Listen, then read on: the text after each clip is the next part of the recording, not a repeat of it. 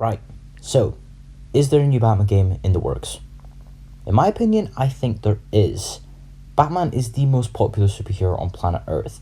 I don't think they're just going to push him to one side. He is their biggest moneymaker. I don't know who the biggest superhero in space is. It could be Captain Planet. Anyway, an employee at Warner Bros. Montreal has actually come out and given us an official statement about one of the projects he was working on over at Warner Bros. Montreal. He said, "I have to confess, I'm mostly a Marvel fan, but there are a few franchises from DC that have been exceptions. The franchise that I was working on is definitely one of those DC franchises that I loved." It was actually one of my reasons for joining Warner Brothers. Now, this is very interesting. As soon as I heard this news, I started my research in the Batcave, aka my bedroom. It turns out that this employee only has an interest in two DC franchises, Batman and Superman. Now, I can already see everyone in the comments saying it's probably a Superman game, but I don't think so. Here's why.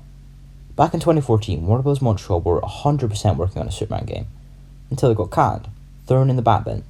Now ask yourself, why would Warner Bros. Montreal work on a Superman game which they were pretty far into development with, and can it, and work on two more games which also get canned, and go back to a Superman game? It clearly didn't work, so why go back? To add to this, if any studio were going to work on a Superman game, it would be Rocksteady Studios. They are more trusted with the DC franchises, and have had more experience in this area. But then again, never say never. Batman has had around, 3 games rumoured to be in development at Warner Bros. Montreal, and many of the job listings have heavily hinted at Batman. Heavily.